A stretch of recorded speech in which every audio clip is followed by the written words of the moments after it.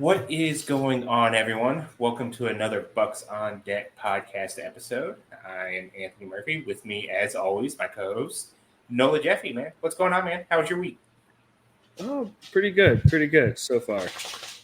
so far? It was a interesting weekend. I decided to destroy a cell phone, but things happen. What do we got to do to bring you to Team iPhone? Nothing, because it's never gonna happen. Everyone has a price.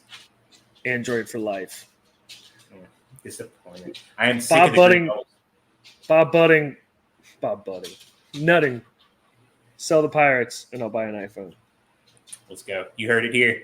That was. We gotta make this happen. I am sick of the green bubbles when I have to text you about stuff. So we got to get you to get the switch over. So we just need nothing to sell, and then I get my blue bubbles stuff. Or you could come to the dark side. I mean, does it count that I have an Android phone that I use as my hotspot to do these podcasts? I mean, obviously, it's better for something. So I mean, it's not really the phone that I'm using for it. It's because Android was so much cheaper for a reason than getting another iPhone. So it's because you Apple users are a cult. I'm not even going to try to disagree with that. My Apple Watch, my MacBook that we're recording on, my tablet, my second MacBook, and my iPhone would probably render any argument I have moot at that point. So, but yeah, I think we got a pretty good episode today. We're going to talk little Paul Skenes, and we're going to segue that into some prospect talk.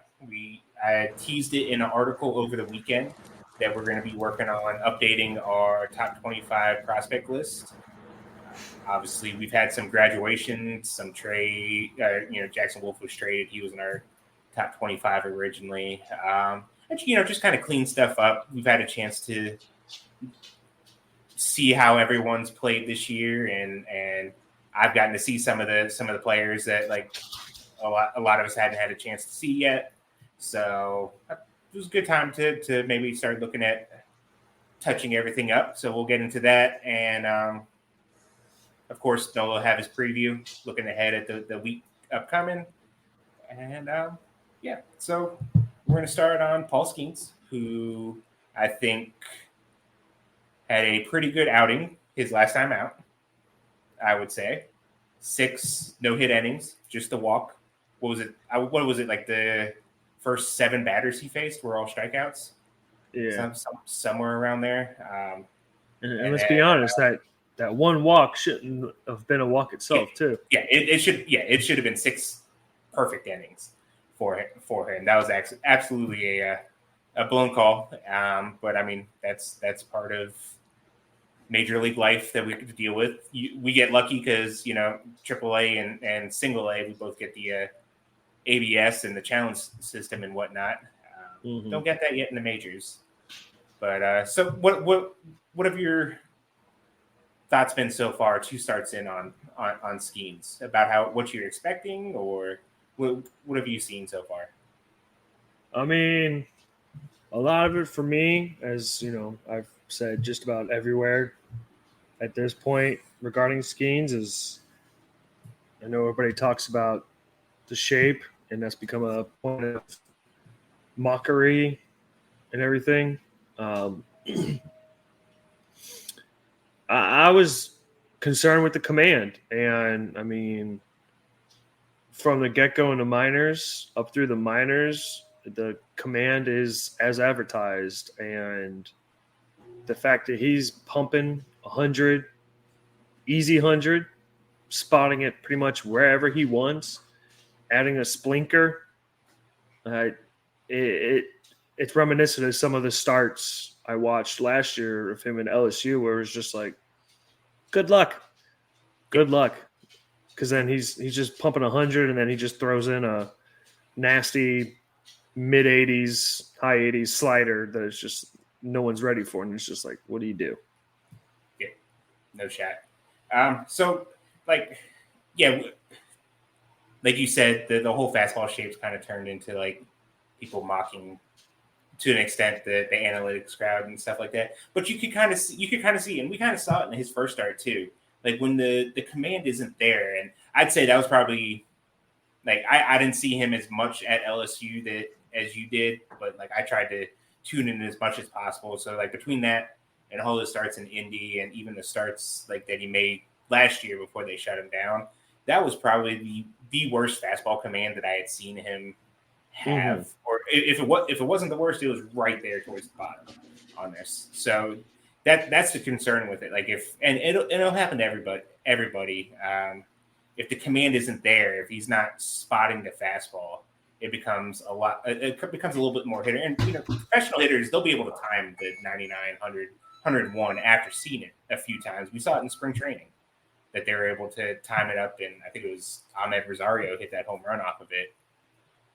The thing that I kind of noticed, and I kind of picked up on it like during his first start, everyone sees like the fastball and they get enamored with the fastball. They love the fastball. It goes fastball, go vroom, vroom, vroom, right?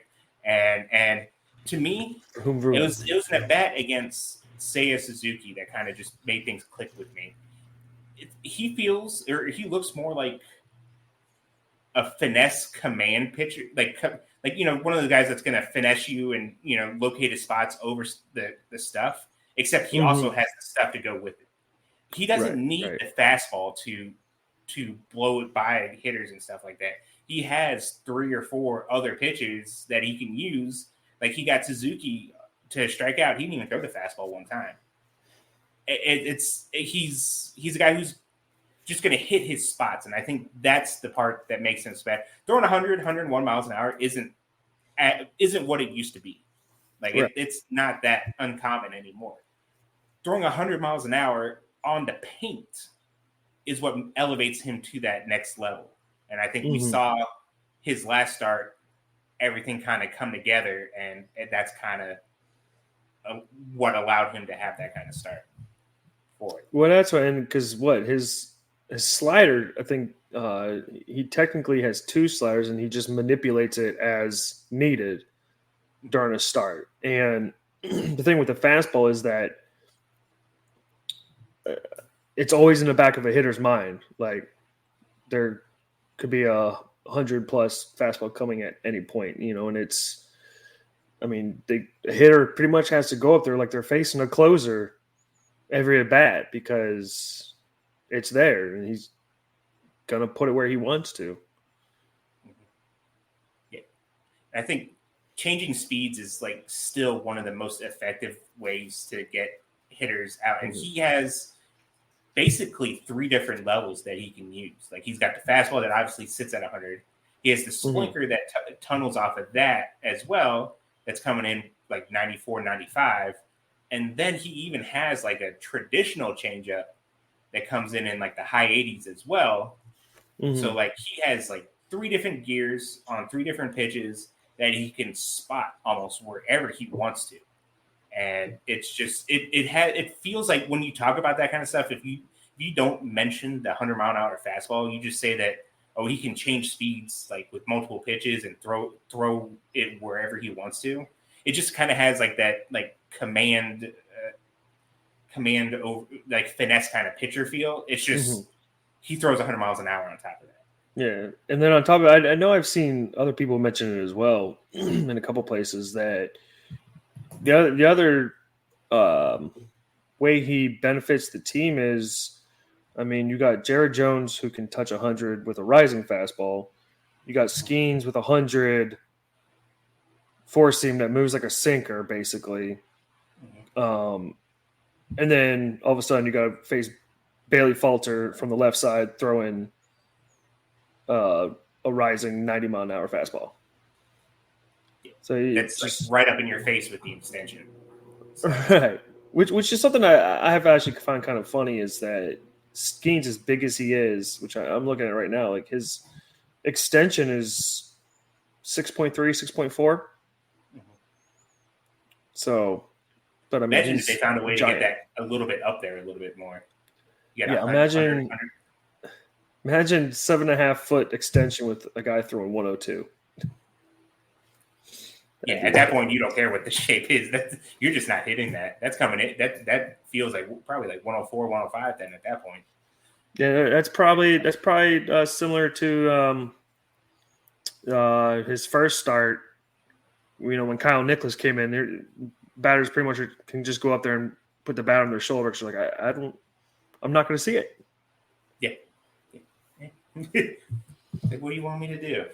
Which I will say though, it is kind of funny because I was talking. I mentioned it in the NS9 Discord, and I think I mentioned it to Ethan as well on the side because I think he brought up a Carlos Collazo tweet about, again, the mocking of Skenes fastball. And I'm like, the thing is, definitionally, it's a dead zone fastball.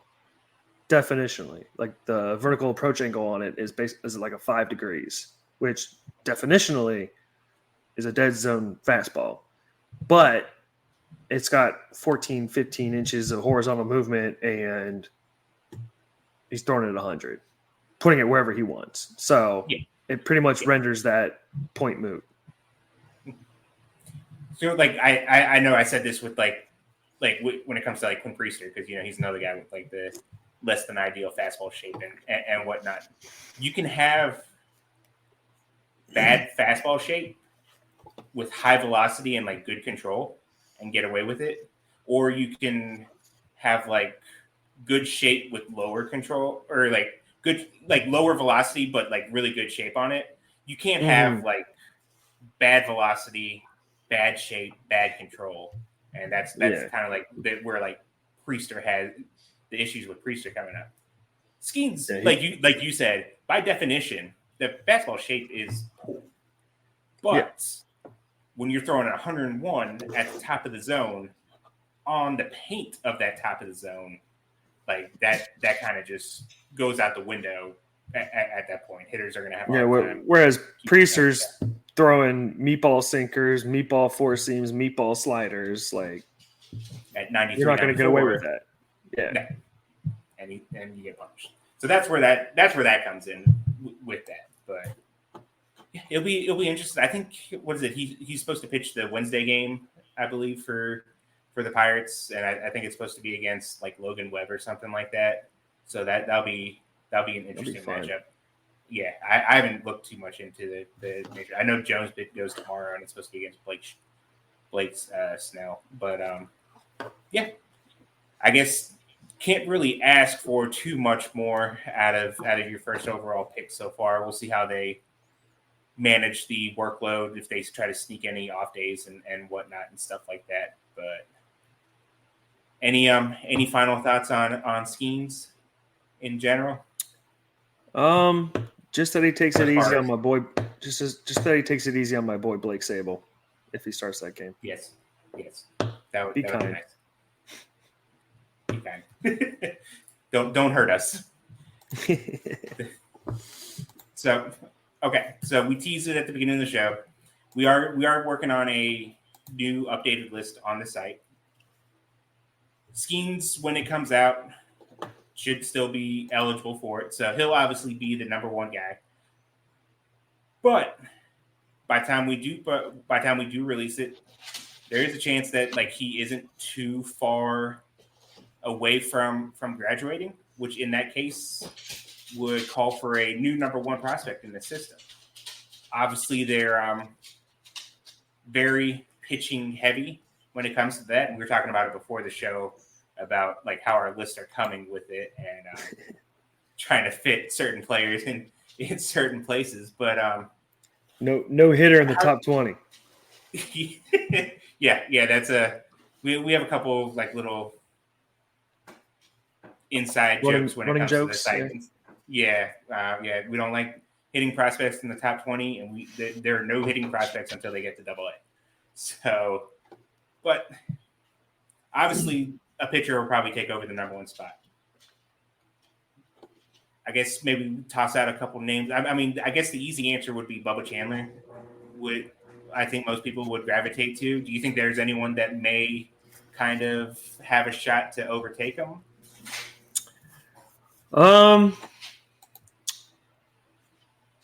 Yes, I do. Now, I think a lot of people's natural instinct's going to be Tamar Johnson. I mean, he's gotten hot lately, and I don't want to hold it against him as a teenager in high A. So, but again, it's kind of difficult to really push any hitting prospects up the list as they've clearly been struggling severely with that. I mean, in just the last 10 days, Tamar does have a 806 OPS, walking over 20%. K percentage is under 15%. And another young player that's seen some success currently, Nick Gonzalez, I think is a move in the right direction of seeing a hitter progress. Because if you look at his savant numbers, I mean, I remember I was paying attention to it the other day. I think it was before he hit his first home run. He had struck out in his first at bat, I believe. And where Fangraphs does that live updates on their on a player page, his WRC plus got as low as 18. And then he hit the home run. It jumped, and he pretty much just took off from there. And he's still struggling against breaking, but he's hitting off speed. Because I think he got a double off Hendricks changeup. He hammered. He's hitting the ball well. It's one hit. It's like it's a very small sample with it. It's like one hit, but like the quality of the contact's like far better than the quality of contact that he's getting with the break. Right. Like his expected slugging percentage is higher than what his expected slugging percentage is on fastballs right now. Yeah, and I think, and the thing is, ironically, because we kept getting on the Pirates and Andy Haynes about the hitters being too patient. The reason I believe Gonzalez is being successful is he's currently seeing fewer pitches per plate appearance than league average. Sorry, I looked at it this morning, and I want to say it was 3.48 pitches per plate appearance, which in the league average is something like 3.79, 3.8 or something. I think McCutcheon was over 4. He's attacking, and he's specifically attacking fastballs, sinkers, four seams, which is what he should be doing. So I think there's beginning to see some progress with Gonzalez. I'd like to see what happens with like a Henry Davis, who's starting to tee off. Will that translate into major league success itself? So with the way everything's going this season, I think it's only right a pitcher, one of the higher pitchers, ascends to the top spot. Bubba's been a little rough. We'll see what this injury happens with him. I don't want to say I'm too down on Solometo, but there's some concerns there. Although he's 21 in AA. Saw some success last year as a 20-year-old. Won't be 22 to December. I feel like it's going to be between two, really. And if he keeps going the way he's going, there's maybe a chance of Braxton Ashcraft moves up to a top spot because, I mean, you got a guy throwing mid-90s. He's got much better command than a lot of the other kids. That is going to be a concern with Bubba is his command. Solometo commanding his pitches out of, a batter path. The struggles with hitting, I think it's possible that Ashcraft could leapfrog. That's right. And that was like the biggest question with him was like, can he maintain that stuff deeper into games? Because like the Pirates, like I think like he never threw more than like 60 pitches in the outing last year.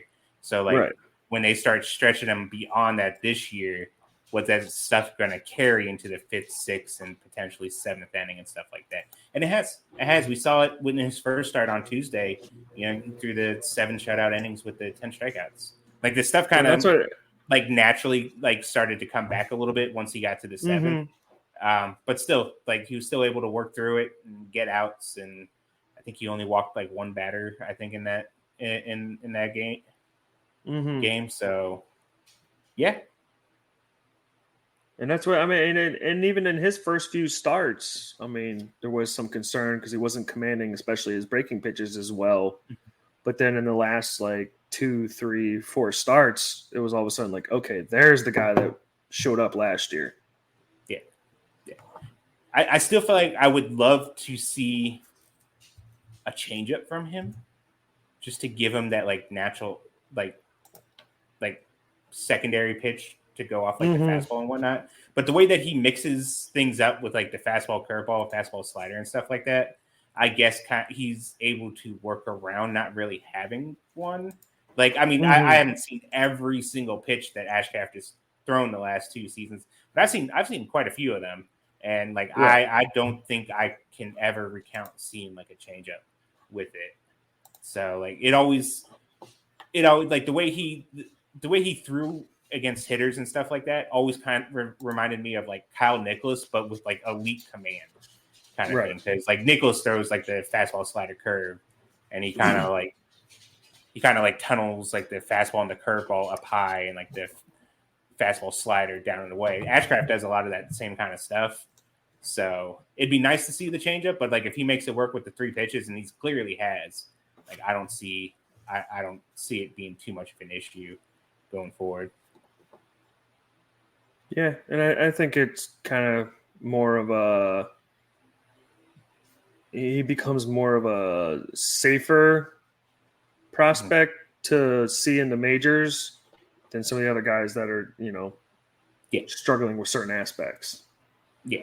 I think you mentioned the safer option too. I guess the other guy that would be an option as well would be someone like Thomas Harrington at this point, who like he's behind everyone because he got the late start with the shoulder, but like he's been fantastic since being back. It sounded like you posted that tweet in the group chat where it looked like he was averaging like 94.5 on the fastball.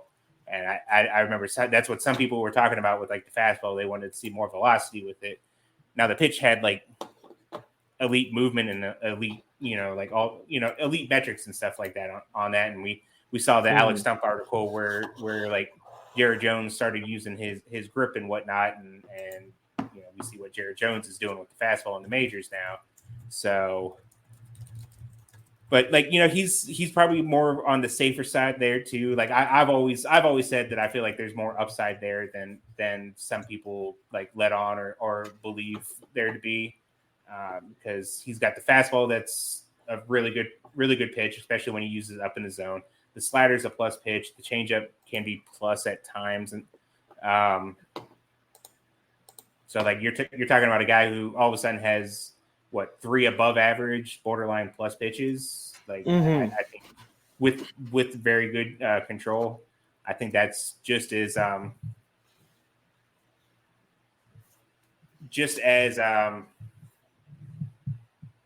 warranted, maybe as far as the top guy in the system. Like I can see someone like I can see it both with like Ashcraft and like Harrington, that maybe there'll be some like grumblings and like people like roll their eyes, or maybe like that. Maybe it's because it's not like the traditional number 1 prospect kind of thing.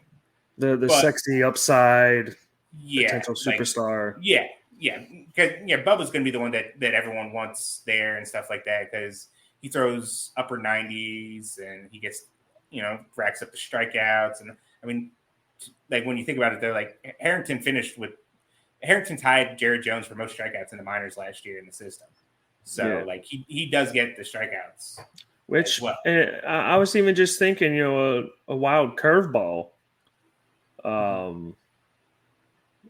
I mean, it would probably have to promote him, and he would have to continue his success. But I mean, Hunter Barco might leapfrog some people, with the increased velocity, because I mean, we have to keep our ears open for it watching Greensboro games, but I mean, he's been sitting like 94, 95 Yeah.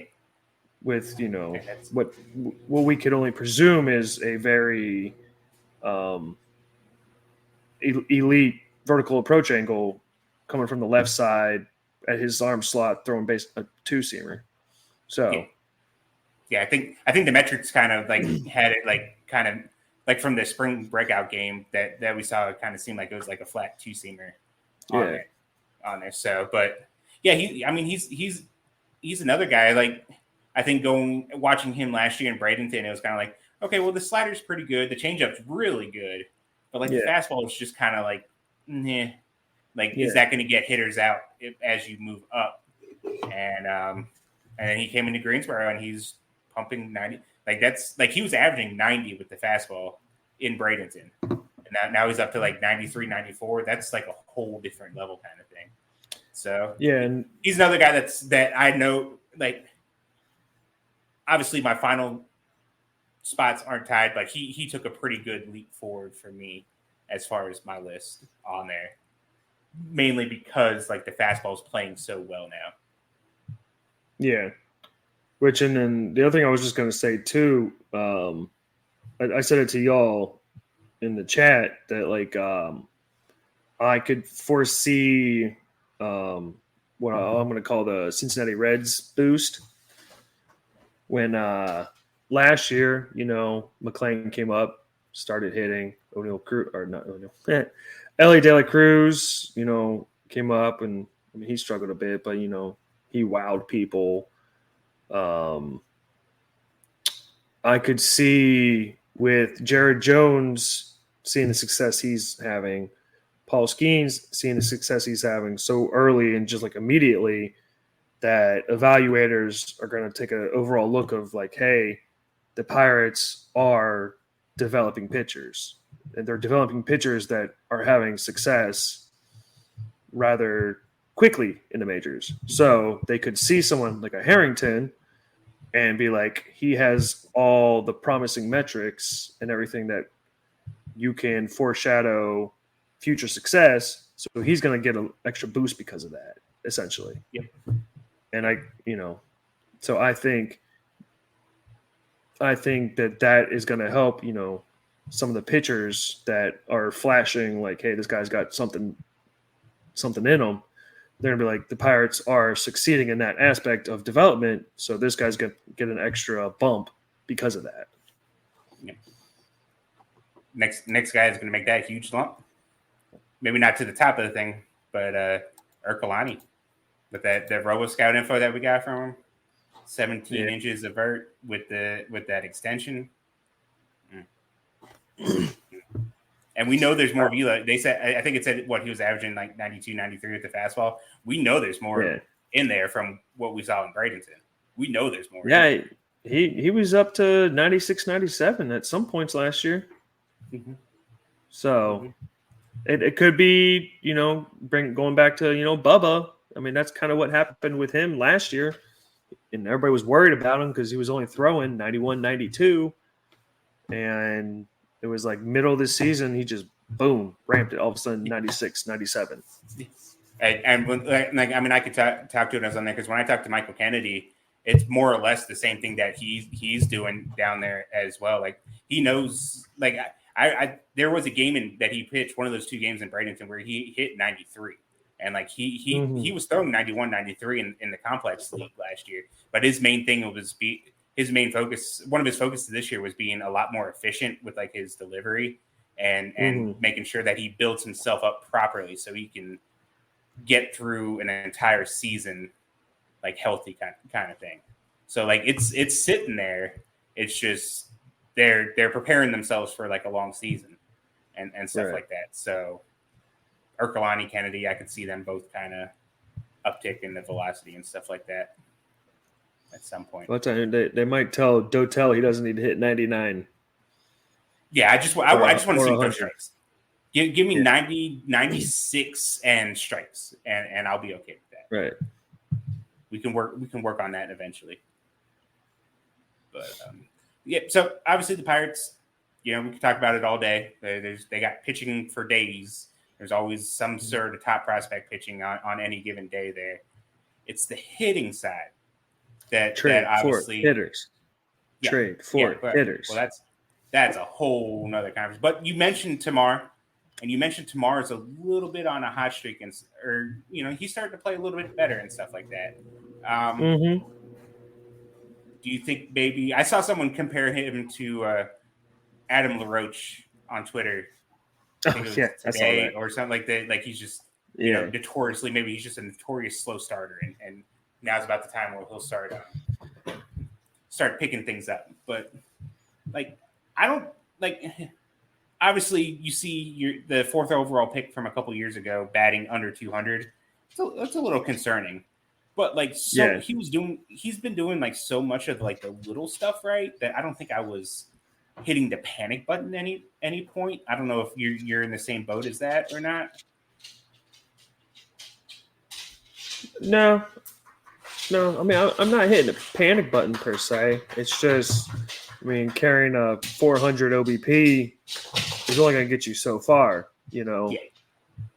once you start moving up levels to where guys are, commanding it better and hitting their spots, and he's not going to be able to just watch pitches. He's going to need to start putting the ball in play, and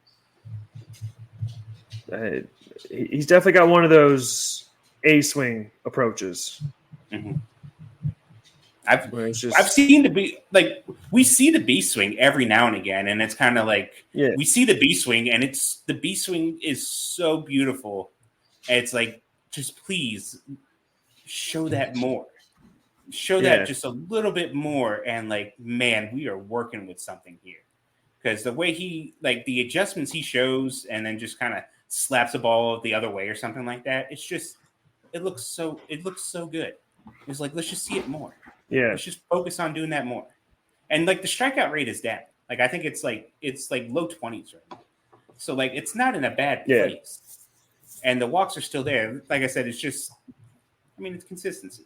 He did it this week. Yeah. Let's see him do it this week coming up. That's it. And I do think if like he's someone like maybe the midseason rank or like our updated rankings that we do now, and then if like if like I don't know if we do another one, say like after the draft or something like that, maybe once we see some of the guys that get drafted in the system and whatnot, maybe not then, maybe not now, maybe not then, but like he really turns the corner. Like I think he would be a pretty easy choice as far as like the potential with that bat to be that number one guy in the system. Right. I feel like I mean I don't like the limitations defensively and stuff like that. You always got to look at that, but like the little bits and pieces we've seen like the last year or two, like man, just put that together for a nice stretch of time, and like it'll just be fun to watch, kind of thing. Yeah, well, I mean, that's what it's probably fair to say that sample size is considered. Tamar probably ends up the new number one, just because of the whole 4th overall. He's 19 years old, playing in high A. Mm-hmm. You don't want to overreact. Although, I mean, some top 100 lists have been dropping him pretty precipitously. Although that same thing happened last year. I think he went from like the 20s to the 80s, back up to the 40s by the end of the season. Yeah. It's probably tomorrow will end up number one, and then see where he ends up at the end of the year, kind of thing. That'd be fair. I don't think like it's, and like you said it, like it's so he's like, even with like the national media, he's like, it's so up and down. And I think it's because they see what we see. They see him. You said the A swing, B swing. He throws out the B swing here and there and slaps the ball the other way, and just the way he adjusts and does it, it's like that's it. That's it right there. If we see some more, so they know it's there. So the second they see it, it's like we're right back in, like right, we're bought all in with it. And then he'll go a couple months before we see that happening again. And like that could just be 19 playing in high A. Like, I mean, I think it's like early June. It could be 20. So yeah, and it could be similar to, I think, what we discussed, was it last week, about Yordani De Los Santos, or it's just like he's swinging like he's trying to get to the next level within a week. Yeah. And it might finally be setting in like, hey, no, I need to be me, do my thing the right way, and I'll get there. Yeah. I think who was it? Steve Sanders was talking about that. They like that he's facing adversity and kind of starting to come through. And Mm-hmm. I mean, it's probably a similar situation. They're just like, I guess in a sense, get it out of your system, deal with the adversity, and realize that just be you, and that's essentially what's going to get you to the next level. Yeah, and I know. For as long as this has been going on, like, I guess maybe slump isn't the right word for it, but like when I talked to Jim Horner, something really stood out with it. Like, they don't, at least like the coaching staff, they don't see these kind of stretches as slumps. Like from the coaching side, they see it as like the player is working at something, and he's working at the same thing. They have a player plan for each player, what they want them to work on this season, all that kind of stuff. And when they do slump, quote unquote, or they do struggle, it's them just going through their player plan. And if the player is talented enough and they're willing to work through it and everything like that, it'll all eventually work out. And like we said, we've seen a lot of little stuff from Tamar this season. We've seen bits and pieces here and there. We saw more of the flashy stuff over the weekend with the extra base hits and whatnot. It's just putting it all together and doing it for an extended period of time. Yeah, I think they mostly just see it as a learning opportunity, basically. Yeah. Finding out what works, what doesn't work. You're facing these guys that are a couple years older than you with a couple years more experience, either playing at this level or playing a higher level of baseball. So, okay, well, this swing in this situation doesn't work for me in high school, but that's not going to work here against these pitchers. So what do I have to do to make consistent contact with this pitch that I'm having trouble with, kind of thing? Mm-hmm. So, yeah. Yeah. Okay. Well, I mean, a lot of people worried about tomorrow with the start and all that. I guess it doesn't sound like neither of us are really too concerned just yet. Like maybe if he finish the season around where he's at, then maybe they're time to have that conversation. But until then, I guess we can probably expect tomorrow to still be pretty highly rated in our update, I would say. So, all right. So transition to the last part of the show. This is Nola's weekly preview. Taking a look at the opponents the Pirates minor league teams will be facing. How's it looking for them this week? Good, but not as good as it could be. If injuries were turned off, it'd be much better. Great. I'll also say it would be a great week to promote some starters from Altoona to Indianapolis. Wink, wink. Do it. Because fresh off the Pirates taking 3 out of 4 from the Cubs, should have been a sweep. Indy will be facing off against the Iowa Cubs, who have the Cubs' number 1 and number 2 ranked prospect, Cade Horton and Owen Cassie. Horton was a draft pick out of college, and then Cassie was. I'm probably saying that wrong. It might be Casey. I'll let Corey check me on that. I know he's I think I'll say Casey fan. He was actually acquired in the 2020 Yu Darvish trade from the Padres. They're both consensus top 100. An interesting guy I thought was Brennan Davis. He actually reached AAA in 2021 and at one point was a top 100 prospect, but couldn't stay healthy and never really hit well when he was playing, but would just get re-injured. This is technically his 4th time in AAA, but he's currently over 1,000 OPS in 23 games.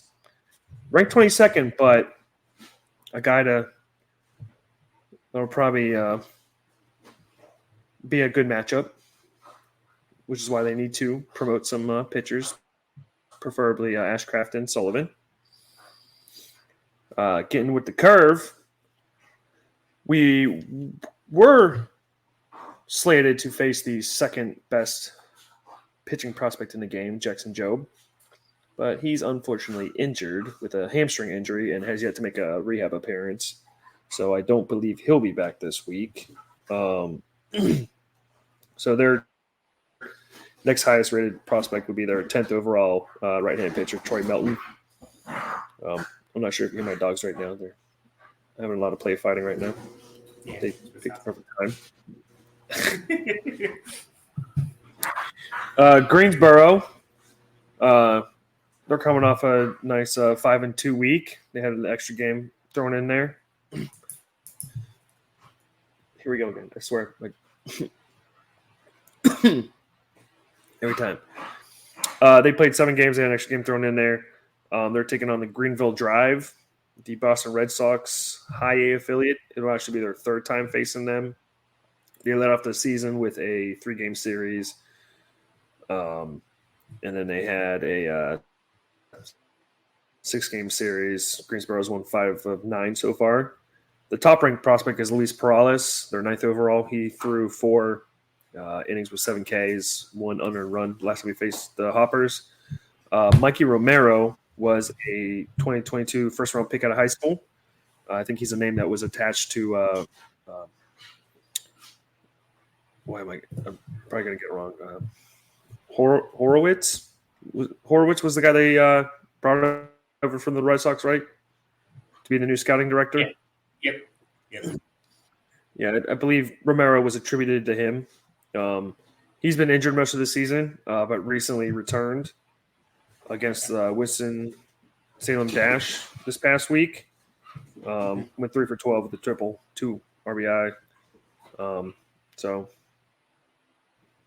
it's light in high A, but some guys to keep an eye out for. Maybe Greensboro could just go on a tear, which would be great. Getting down to Bradenton, this is probably the most unfortunate level of the week because their 2023 and 2022 first-round picks, Namala in 23 and Barrera in 2022, are rostered on the Dunedin Blue Jays. But Barrera's out for the year after following Tommy John. He's ranked 4th. Namala is ranked 3rd, but he's currently on development list. Now, that happened roughly a week ago, so there's probably a good chance he gets activated for this week. Which would be a good test for pitching. That'd be nice. Yeah. I mean, although I think he had a sub 600 OPS on the season so far. So if he comes back, he's allowed to struggle for one more week before he goes off. real toolsy, athletic shortstop. I think I remember seeing him during the combine and really liked him. Yeah. And then their 3rd ranked prospect, who's 3rd on Dunedin, 12th overall of the Blue Jays top 30, Landon Marotis, 60-day IL with an elbow injury. But you get down to their 4th, who's 18th overall, is I'm going to mess this one up. Watts Brown. I'm going to skip the first name. Jawan Watts Brown, right-handed pitcher out of Oklahoma State. That's the first healthy top 30 prospect. So they're Dunedin's in the standings, kind of in line with Bradenton. I think they got about a month and a half until the first half ends. But Bradenton would need to go on another tear if they're going to catch Clearwater, who they're, I believe it was, 10 games behind for the first half division winner. Mm-hmm. I don't know what it is about Clearwater. They did the same thing last year, too. Yeah. The Phillies are just pumping. Sure. What is it? Well, I mean, they got Aiden Miller there who's destroying the ball, and then they got George Clausen, who has no business being in single A, lighting up single A right Yeah. now. So When that's when, who was it? Crawford last year, Justin Crawford. mm-hmm. It was just ripping through low A. And I feel like they have a lot of repeaters this year. Maybe maybe organizational guys, because it seemed like there's a lot of familiar names on Clearwater, like the one time that the Pirates played them. So, which helps. Yeah. Yeah. So I was really excited when I first started making the list, and then I started going to the team pages to update who's healthy and who's active and all that, and it was like Joby injured, Herrera injured, Namala development list. I was like, man, this sucks. Yeah. So and like you said, Namala, I guess there's a chance that he gets taken off the development list going into the week. That'd be nice. Yeah. Even if he's struggling, the pedigree's kind of there, so it's always good to see players get tested and whatnot.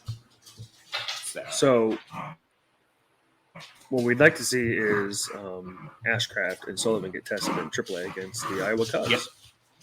Yeah, I mean, be a good test. I really don't think Domingo there's much Hernández. more for them to. Yeah. All right. Well, before your dogs involve you in that, I guess we'll go ahead and.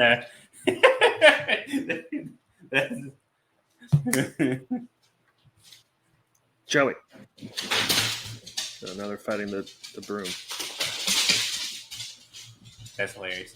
But so for the people who aren't watching the show, you want to go and give out your socials and if you have any NOLA knowledge, go ahead and spit the NOLA knowledge out. Well,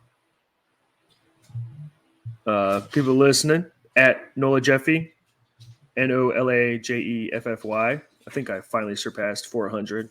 Big milestone for me. NOLA knowledge. I guess part one is we were discussing yesterday how working out is bad. You should save money on a gym membership because eventually you might drop your phone onto a metal bar, flush with the screen, and then the bottom 2/3 of your screen is rendered useless because it goes black, and then you have to buy a new phone. That was not fun. Part two is, I think, as a whole, the Pirates Twitter community, for no reason at all, just saying, because I feel like we should start referring to the Pirates farm system as the Perspectivas de Piratas. We could even go as far as I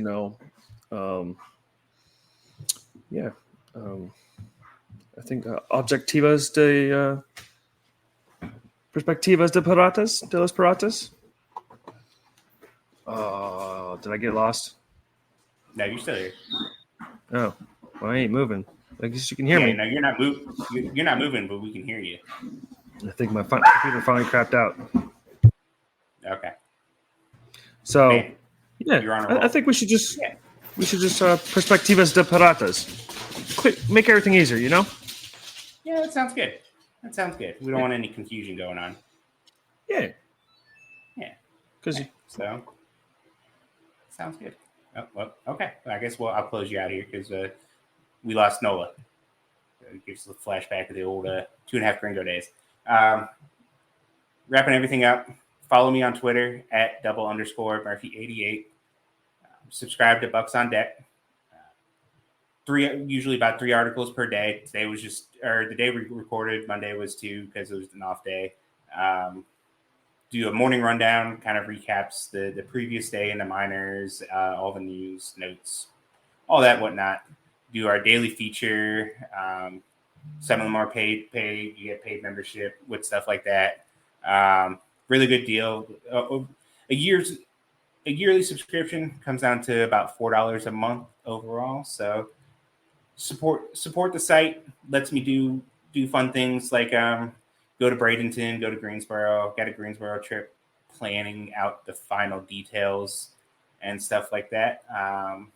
So it lets me do that. It lets me, get some added videos, get some more in-depth stuff on the system and all that, so I can share it with everyone on there. So subscribe to the site. Thanks for tuning in, and we'll see you guys next week.